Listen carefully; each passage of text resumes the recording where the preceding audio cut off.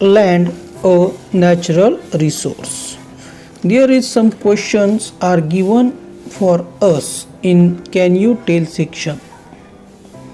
So first question, what is land made of? Land कशाची बनलेली आहे? तर लँड कशाची बनलेली आहे? सॉइल आहे, स्टोन्स आहेत, रॉक्स आहेत, यापासनं सॉइल बनलेली आहे. दुसरं, is land flat everywhere? Land सगळीकडे फ्लॅट आहे का? फ्लॅट म्हणजे काय? सपाट. जमीन सर्व ठिकाणी सपाट आहे का? तर नाही. याचं उत्तर आहे no. What do you see on land? लँडवर आपल्याला काय काय पाहायला मिळतं? We can see different types of things. We see roads, building, houses, jungle, different types of animal, different thing can be seen on the land. Does man produce soil or land? Human, मनुष्य soil किंवा land produce करू शकतो का? तर नाही. It's a natural. What has man created on land? माणसानं पृथ्वीवर, जमिनीवर काय काय बनवलंय? Man created roads, dams, houses, building, factories, etc. things on the land. If a deep pit is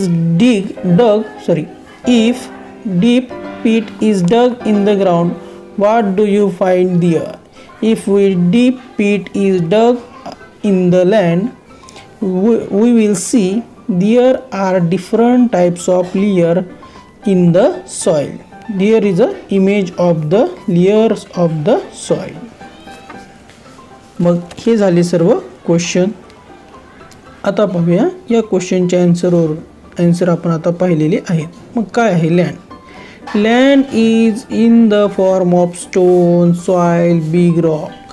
मग लँड ही कशाच्या स्वरूपात आहे? दगडाच्या स्वरूपात आहे, सॉइलच्या स्वरूपात आहे, बिग रॉक म्हणजे मोठमोठे खडक, त्यांच्याही स्वरूपामध्ये आपल्याला सॉइल पाहायला मिळते. म्हणजे पहिल्या प्रश्नाचं उत्तर झालं. It is not flat everywhere. ती सगळीकडे फ्लॅट आहे का? तर नाही. ती सर्व ठिकाणी फ्लॅट म्हणजे सपाट नाही. दुसऱ्या प्रश्नाचं उत्तर झालं. It is hilly in some place, flat in other. काही ठिकाणी हिली म्हणजे काय? डोंगराळ टाईप आहे, उंचवट आहे, वर खाली आहे. तर काही ठिकाणी सरळ सपाट आहे, फ्लॅट आहे. All terrestrial animal including man live on the land. मग जे काही टेरेस्ट्रियल ॲनिमल आहेत, भूचर ज्यांना म्हणतो, जमिनीवर राहणारे आहेत, ते सर्व प्राणी, त्यामध्ये आपणसुद्धा, मॅनसुद्धा आलेला आहे, live on the land. Some terrestrial dig burrows in the ground for shelter. काही ॲनिमल्स काय करतात? जमिनीमध्ये बिल्ड करतात. हे बिल्ड करून काय करतात? जमिनीखाली राहतात. This means that they use land for fulfilling their needs. म्हणजे या ठिकाणी लक्षात आलं तर मनुष्य किंवा प्राणी काय करतात? त्यांच्या गरजा पूर्ण करण्यासाठी जमिनीचा वापर करतात. We also use land for farming and for building houses and road. आपण जमिनीचा वापर कशासाठी करतो? तर रस्ते बांधण्यासाठी, घर बांधण्यासाठी किंवा इतर कामासाठी आपण जमिनीचा उपयोग करत असतो, शेतीसाठी करतो. We make use of plant and animal in the forest that grow on land. जमिनीवर जी काही झाडे वाढतात, ते वाढणाऱ्या झाडांपासून जे जंगल निर्माण होतो, त्या जंगलांचाही उपयोग आपण करत असतो. The mineral, crude oil and natural gas are obtained from the earth. Land are very important for us. मग या ठिकाणी जी काही जमीन आहे, जमिनीच्या वरचं तर वापरतो, परंतु भूगर्भामध्ये असणारे वस्तू, घटक यांचा वापर करतो. जसं की मिनरल्स आहेत, खनिज आहेत, क्रूड ऑइल खनिज तेल आहे, नैसर्गिक वायू, नॅचरल गॅस यांचाही भूगर्भामधून जमिनीखाली खोदून आपण त्यांचा काय करत असतो? उपयोग करत असतो. It means that land is important resource. म्हणजे यावरून तर लक्षात आलेलं आहे की लँड हा काय आहे? खूप महत्त्वाचा इम्पॉर्टंट रिसोर्स आहे, स्रोत आहे. Let us see exactly what land is made up of. तर आता पाहूया नेमकी ही जमीन, मृदा म्हणू आपण, लँड म्हणू, ही नेमकी कशाची बनलेली आहे. तर त्यासाठी आपल्याला एक ट्राय धिस करायची आहे काय दिसतंय या ठिकाणी एक कृती करून पाहायची आहे. Take a transparent plastic bottle, handful of soil, some stone, sand, some dry leaves and water. मग काय करा, एक ट्रान्सपरंट अशी बॉटल घ्या. या ठिकाणी मी चित्र काढले तिचं. बरं, काय करायचं आहे पुन्हा त्यासोबत हँडफुल ऑफ सॉइल, मुठभर माती घ्यायची आहे. सम स्टोन, काही छोटे दगड घ्यायचे. सँड, वाळू घ्यायची काही. सम ड्राय लिव्स, काही पालापाचोळा घ्यायचा आहे वनस्पतींच्या पानांचा. And water. मग काय करणार आता, cut off the upper opening part of bottle. बॉटलचा वरचा ओपनिंगचा पोर्शन आहे का, काय करा, कट करा. केला कट केल्यावर ही अशी काहीतरी आकाराची होईल. नंतर stir the mixture thoroughly and put it aside. मग काय करा, हे सगळं मिश्रण याच्यामध्ये टाकायचं या बॉटलमध्ये. ह्यांना काय करायचं आहे, पाणी टाकून सगळं मिश्रण एकत्र करून याच्यामध्ये टाकून दिल्यानंतर काही तासांसाठी याला असंच ठेवायचं आहे. काही तास ठेवल्याच्या नंतर काय होईल, तर तुम्हाला काहीतरी इथं दिसायला लागेल. मग काय दिसतं, observe in the next day and answer. दुसऱ्या दिवशी याचं ऑब्झर्वेशन करायचं आणि उत्तर काढायची आहेत, सांगायची आहेत. मग प्रश्न काय आहेत, how does mixture in the bottle look now. मग बॉटलमध्ये असणारं मिश्रण कसं दिसेल, तर या चित्रामध्ये 1.7 फिगरमध्ये दाखवल्याप्रमाणे ते दिसायला लागेल. नंतर do you see layer in it. तुम्हाला त्यांच्यामध्ये लेयर दिसतात का, तर हो, या ठिकाणी तुम्हाला अशा लेयर्स पाहायला मिळतात. या ठिकाणी तुम्हाला या लेयर्स पाहायला मिळतील. मग what is seen in different layer from top to bottom. मग टॉप टू बॉटमचा जर विचार केला तर काय दिसतं, सगळ्यात हलकं जे असतं ते ड्राय लिव्ज असतात. त्या सर्वात वर तरंगताना दिसतील पाण्यावर. मग मध्ये हा पाण्याचा थर असेल. या ठिकाणी काय असेल, पाणी असेल. त्यानंतर काय असेल, थोडीशी मऊसर असणारी जी काही सॉईल आहे, ती तुम्हाला इथं पाहायला मिळेल. मग थोडीशी जाड असणारी सॉईल तुम्हाला इथं पाहायला मिळेल. त्यानंतर आणखीन त्यापेक्षा थोडं वजनानं जास्त असणारं कोण असेल, सँड म्हणजे वाळू. या ठिकाणी तुम्हाला काय होईल, सँडसुद्धा पाहायला मिळेल.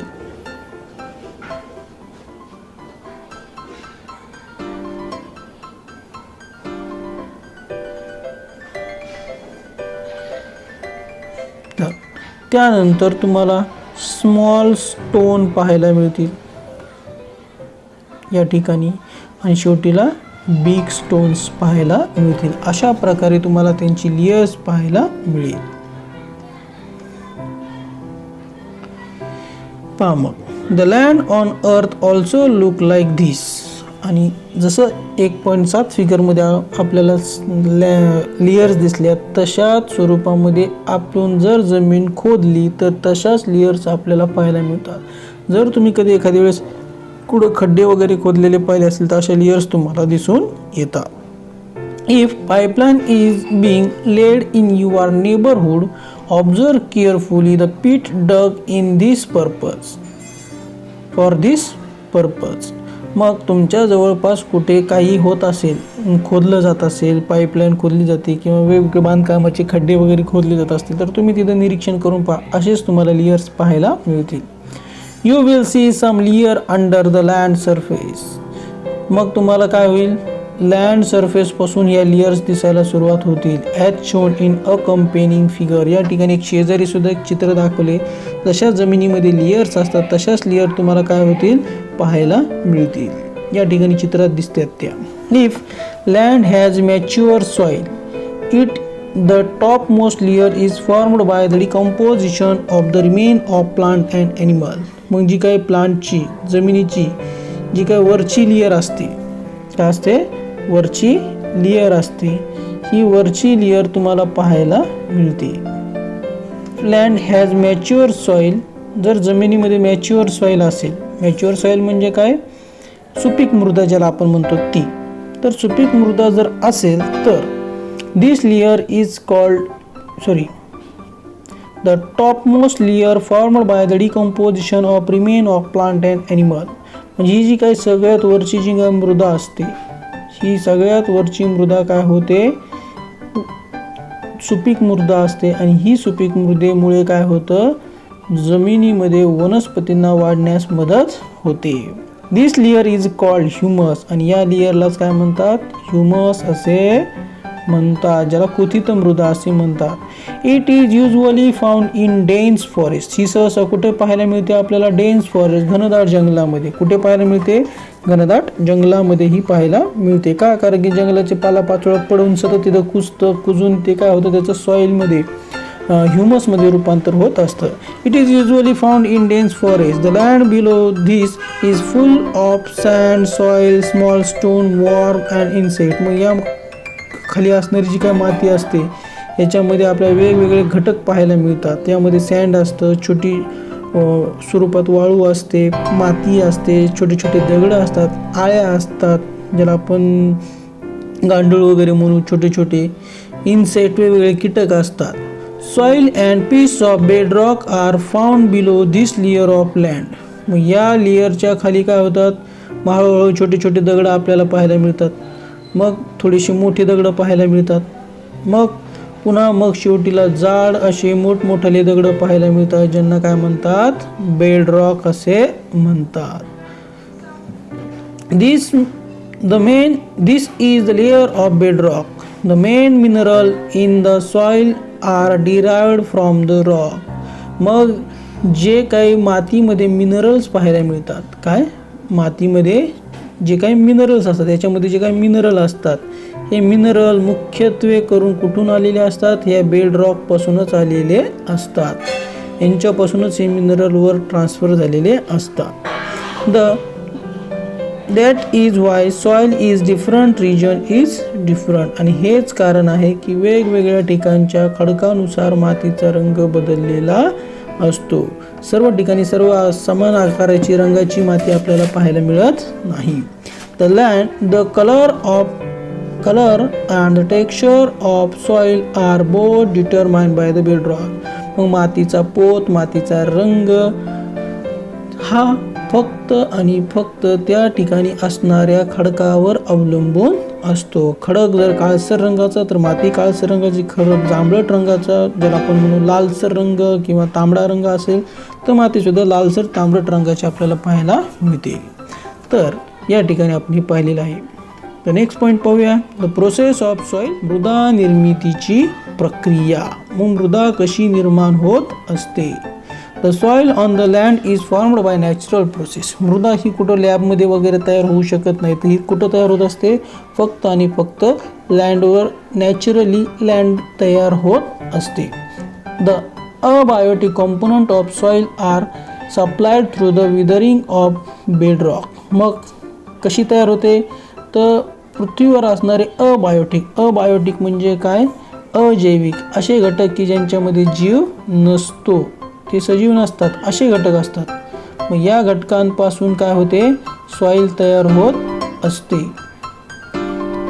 Abiotic component of soil are supplied through the weathering of bedrock. मग हे जे काय बेडरॉक असतं त्यांचं विदरिंग म्हणजे काय होणे, झीज होणे. या झीज झाल्यामुळे काय तयार होतात, विदरिंग ऑफ बेडरॉकमुळे माती तयार होते. मग काय काय घटक आहेत अबायोटिक, कट करा.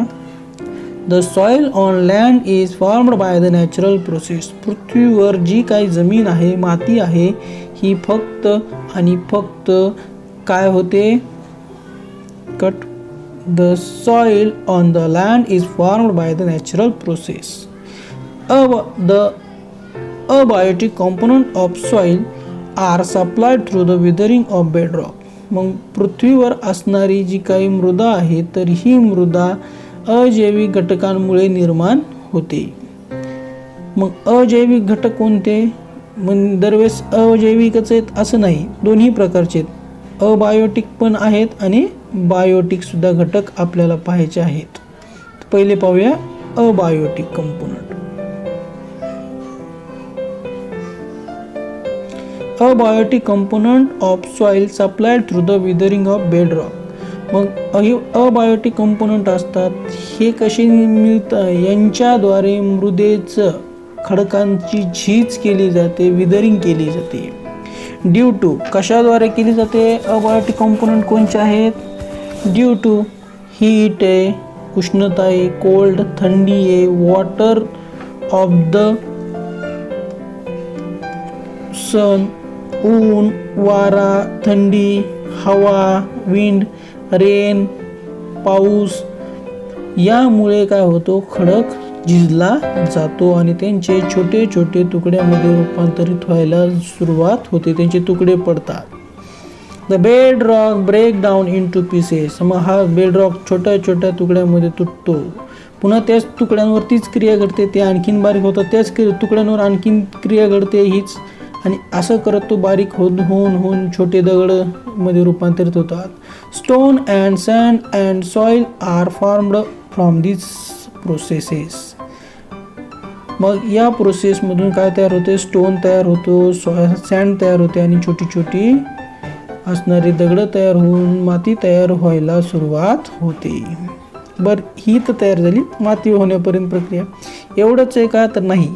काही बायोटिक घटक आहेत, जैविक घटक आहेत, काही सजीव आहेत की ज्यांच्यामुळे काय होत असते? सॉईल तयार होत असते. तर microbes worm and insect are formed among them.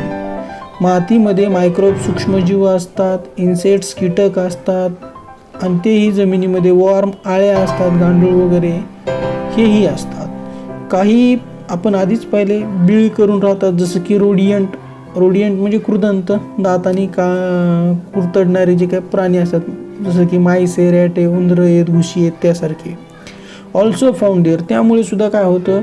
मातीमध्ये रूपांतरित करण्यासाठी हे सर्व मदत करत असतात. The root of trees growing on land also help to weathering of rock. मग खडकांवर वेगवेगळे झाडं उगवतात, त्यांच्या मुळांमुळे खडक काय होतात? ढिल्ली होतात आणि ते तुटतात, त्यांना चिरा पडतात. त्यामुळे सुद्धा काय होतं? विदरिंग ऑफ रॉक व्हायला सुरुवात होते. The process of soil formation is slow and continuous. मात्र ही मृदा तयार होण्याची जी काही प्रक्रिया असते ती खूप स्लो असते. मग ती किती स्लो असते? It takes about 1000 year for a 2.5 centimetre thick layer of mature soil to form. मग या ठिकाणी 2.5 सेंटीमीटर म्हणजे जर तुम्ही एक आपली जी पट्टी असते ती पट्टीवर जर मोजलं तर असं एवढं अंतर भरल. केवढं भरल? फक्त असं एवढं अंतर भरल. एवढ्या जाडीचा पूर्ण पृथ्वीवर थर तयार होण्यासाठी 1000 वर्षाचा कालावधी लागतो.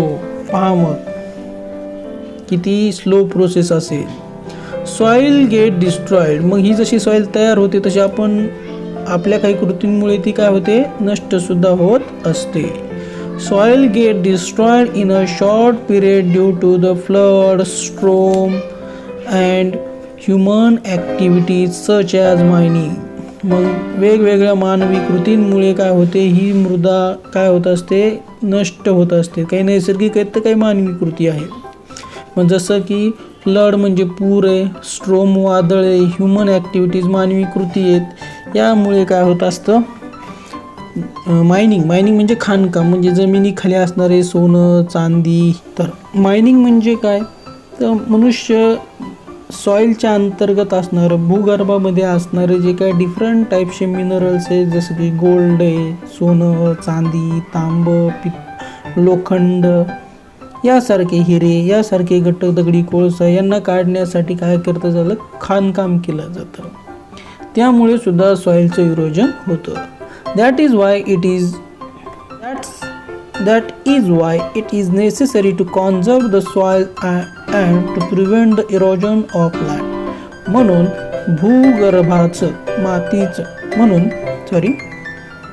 म्हणून मातीचं मृदेचं होणारं जे काही इरोजन आहे ते काय केलं गेलं पाहिजे? टाळलं गेलं पाहिजे. The best remedy for this is to increase the green cover of the land. आणि यासाठी महत्त्वाचं जे आहे तर पृथ्वीवर असणारे जे काही ग्रीन कव्हर आहे, ग्रीन कव्हर म्हणजे काही हिरवं लावायचं नाही कपडा कुठं, ग्रीन कव्हर म्हणजे वनस्पती, जंगल, झाडं, गवत यांचं प्रमाण वाढवणं गरजेचं आहे. Erosion of land is reduce if grass, trees and bushes are grown in it.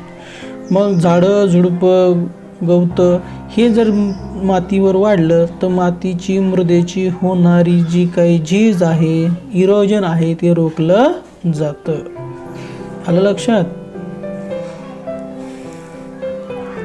मग डू यू नो मध्ये पाहूया. Humus is a layer formed on a soil due to the decomposition of dead plant and animal by microbes. जे काही dead plants असतात म्हणजे वनस्पतींचा पालापाचोळा, त्यांची पडलेली पानं, त्यांचे जे काही तुटून पडलेले भाग असतील किंवा काही झाडं जळून गेलेले असतील, तो भाग असेल, तो जमिनीवर पडतो. बरोबर आहे. काही प्राणी मरतात, तेही जमिनीवर पडतात. प्राण्यांचं मलमूत्र जमिनीवर पडतं, शेण, लेंड्या वगैरे. मग त्यांचं डिकम्पोजिशन कोण करतं? मायक्रोब्स करतात. बरोबर आहे. आणि त्याद्वारे तो मातीच्या वरच्या थरामध्ये तेही मिसळून जातात आणि ते प्लांटसाठी खूप उपयुक्त असतं. Humus supplied nutrient to the soil. ही जी काही तयार झालेला मातीचा थर आहे ह्युमस, हा काय करतो? सॉइलला न्यूट्रिशन पुरवतो. Humus is also important for the aerating the soil and for holding water in the soil. मग ह्युमसचा मुळं काय होतं तर मृदेमध्ये न्यूट्रिशन तर वाढतं, परंतु मातीमध्ये, जमिनीमध्ये हवा खेळती सुद्धा राहते. The proportion of humus in upper layer of good fertile soil is about 33%. मग चांगल्या प्रकारची जी काही मृदा असते, सुपीक मृदा असते, या सुपीक मृदेमध्ये काय असतं? जवळपास 33% to 50% एवढं काय असतं? ह्युमस प्रेझेंट असतं. किती पर्सेंट असतं? 33% to 50%. आलं लक्षात? तर आता पाहूया नेमकं हे क्रूड ऑइल जे असतं, ज्याला आपण खनिज तेल म्हणतो, ज्यापासून आपल्याला पेट्रोल, डिझेल वगैरे मिळतं. तर forest on land got buried underground due to the great upheavals that took place on earth many years ago.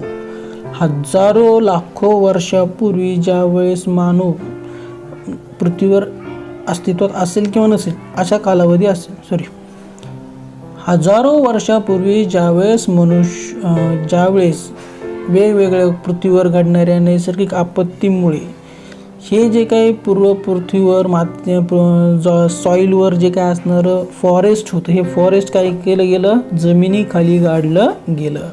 After that the process of formation of fossil fuels form the remain of living thing टूक place underground. मग जे काही सजीव आहेत हे जमिनीखाली गाडले गेले, वनस्पती जमिनीखाली गाडले गेले आणि त्यांच्यावर मातीचा थर काय होत गेला? वाढत गेला. आपण आता शिकलो दर 1000 वर्षामध्ये 2.5 सेंटीमीटर आणि आज हजारो लाखो वर्ष झालीत. मग असे कितीतरी किलोमीटर जाडीचा त्यांच्यावर काय होत गेला? मातीचा थर होत गेला. मग काय झालं त्याचा परिणाम? त्यांच्यामध्ये काही रासायनिक अभिक्रिया घडून बदल झाले आणि त्यांच्यामधून काय निर्माण झाले? मिनरल ऑइल, ज्यांना आपण म्हणतो फॉसिल फ्यूलची निर्मिती झाली. We get fuel like petrol, diesel, kerosene, paraffin and other material like tar and wax from the fossil fuel called crude oil. मग हे जे काही फॉसिल फ्यूल आहे, या फॉसिल फ्यूलमधून जे एक प्रकारचं लिक्विड सबस्टन्स निघतो त्याला म्हणतात क्रूड ऑइल. मग या क्रूड ऑइलमधून आपल्याला काय मिळतं? पेट्रोल तर मिळतं, डिझेलही माहिती आहे तुम्हाला, केरोसिन ज्याला आपण रॉकेल म्हणतो, पॅराफिन म्हणजे पॅराफिनच असतं. बरोबर, यासारखे घटक तर मिळतात. पण यासोबत टार म्हणजे डांबर, जे रस्ते वगैरे तयार होतात ते, वॅक्स मेन हे सुद्धा मिळतं. आणि विशेष म्हणजे हे तुम्ही वॅसलिन वगैरे लावतात हे पॅराफिन पासूनच तयार झालेलं असतं, लक्षात ठेवा. It's a harmful for us. The fossil fuel is called crude oil आणि याला क्रूड ऑइल असे म्हणतात. तर अशा प्रकारे क्रूड ऑइल, मिनरल ऑइल आपल्याला मिळत असतं. तर आता पाहूया living thing use land water air available on earth and does man. मग पृथ्वीवर असणारे जेवढे काही सजीव आहेत ते सर्व सजीव काय करतात, जमिनीचा वापर करतात, पाण्याचा वापर करतात, हवेचाही वापर करतात. जसं मनुष्य करतो तसे तेही करतात. However, the proportion of these resources that are actually out to use are very small as compared to whole earth. तर पूर्ण पृथ्वीच्या तुलनेने जर विचार केला तर लँड किती पर्सेंट आहे, 100% जर सॉईल असेल 100% पैकी किती पर्सेंट आहे फक्त उपयोगासाठी 29. 100% वॉटरपैकी 0.3% पाणी उपयोगात आहे. 100% एअरपैकी फक्त 21% ऑक्सिजन आहे. म्हणजे जे काही प्रमाण आहे ते कमी आहे परंतु ते आपल्याला उपयोगासाठी भरपूर आहे.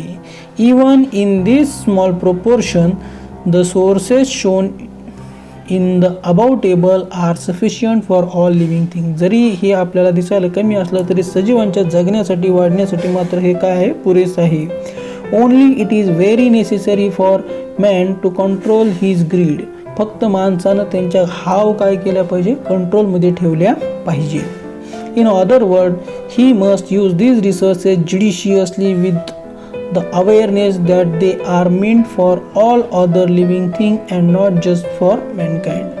मग माणसानं न्यायपूर्वक पद्धतीने सर्वांना हे वापरण्याचा अधिकार आहे. या पद्धतीने काटकसरीने जर यांचा वापर केला तर हे जे काही एअर आहे, वॉटर आहे, लँड आहे हे चांगल्या प्रकारे आपल्याला पुरू शकतं आणि पुढील पिढ्यांसाठी आपण देऊ शकतो. म्हणजे माणसानं जर स्वतःचे हाव कमी केलं तर सर्व काही ठीक होऊ शकतं. इथे एक आपल्याला इन्स्टिट्यूशन विषयीची माहिती पाहिजे आहे. त्याचं नाव आहे IMD, इंडियन मेट्रोलॉजिकल डिपार्टमेंट. काय आहे पहा. Indian meteorological department has established in 1875.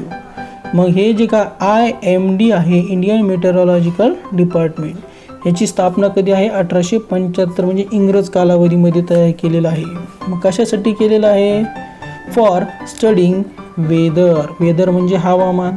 आपण पाहतो ना कुठं पाऊस पडला, कुठं वादळ येणारे वगैरे याची माहिती आपल्याला जी कळते ती कुणामुळे कळते, IMD मुळेच कळते. The main function of this institute to observe the weather and other weather forecast. मग याचं महत्त्वाचं फंक्शन कार्य काय आहे तर हवामान आणि हवामानाचा अंदाज सांगणं, त्याचं भाकीत करण्याचं काम IMD करत असतं. This institute also conduct research related changes in weather. यांच्याद्वारे आणखीनही कार्य केले जातात. हवामानामध्ये का बदल होतात, कसे बदल होतात, कुठे बदल होतात यांचाही ते अभ्यास करतात. Make forecast about rain and studies the development related the global warming. पावसाचा, उन्हाचा, थंडीचा अंदाज काढतात ते. आणि ग्लोबल वॉर्मिंग म्हणजे काय, वैश्विक उष्मावृद्धीबद्दल सुद्धा ते माहिती काय करतात, आपल्यापर्यंत पोहोचवण्याचं काम करतात. आणि आसाममध्ये तुम्ही खूप सारं यांच्याबद्दल ऐकलं असेल किंवा आत्ता जे काय निसर्ग वादळ आलं होतं त्यावेळेस बऱ्याचदा तुम्हाला IMD हा शब्दसुद्धा ऐकायला मिळालेला असणार आहे. तर अशा प्रकारे आपण आपला धडा संपवलेला आहे. तर पाहूया व्हॉट वी हॅव लर्न. आपण काय शिकलो. The element available in nature which fulfil the basic need of living thing are called natural resources. जे निसर्गामध्ये असणारे घटक आहेत ते घटकांद्वारे सजीवांच्या गरजा पूर्ण होतात, मानवाच्या गरजा पूर्ण होतात, त्या घटकांना नॅचरल रिसोर्सेस नैसर्गिक साधन संपत्ती असे म्हणतात. तर मग एअर, वॉटर, लँड हे काय आहेत, इम्पॉर्टंट नॅचरल रिसोर्स आहेत. Soil has biotic and abiotic constituent. मातीमध्ये जैविक आणि अजैविक असे दोन प्रकारचे घटक असतात, तेही आपण पाहिलेलं आहे. There are many constituent of air such as. मग हवेमध्ये वेगवेगळे घटक आहेत वायूंचे. कोण आहेत, nitrogen, oxygen, carbon dioxide, inert gases, water vapour and dust particle. Ozone layer is protective shell of the earth. Ozone ही पृथ्वीची काय आहे, संरक्षण कवच आहे. Natural resources should be used carefully and sparingly. आणि नैसर्गिक संसाधने काळजीपूर्वक आणि काटकसरीने वापरले गेले पाहिजे. तर अशा प्रकारे आपण आपला हा पहिला धडा पूर्णपणे 3 भागामध्ये संपवला आहे. पहिल्या भागामध्ये आपण ॲटमॉस्फिअर हवेबद्दल पाहिलं, दुसऱ्यामध्ये वॉटर हायड्रोस्फिअरबद्दल पाहिलं आणि आता तिसऱ्यामध्ये लँड लिथोस्फिअरबद्दल पाहिलं. आणि अशा प्रकारे हा आपण 3 पार्टमध्ये धडा संपवलेला आहे. जर हा तुम्हाला शिकवलेले टॉपिक आवडले असतील, जर तुम्ही याच्यावर मला काही कमेंट दिली, योग्य प्रकारे 1000 लाईक जर आल्या तर मी तुम्हाला पुढचा धडा देईल. अदरवाईज मग मला पाहावं लागेल की तुम्ही पाहतायत किंवा नाही. ज्या दिवशी मला 1000 लाईक मिळतील त्या दिवशी मी तुम्हाला पुढचा धडा टाकेल. आणि जर आवडला असेल तर नक्कीच लाईक करा, इतरांनाही सांगा, सबस्क्राईब करा. आणि या लॉकडाऊनमध्ये तुम्हाला काय होत आहे, हे धडे मिळत आहेत, त्याचा तुम्ही आनंद घ्या. आणि अशाच प्रकारे लाईक करत राहा, सबस्क्राईबही करा. धन्यवाद. Thanks for watching video.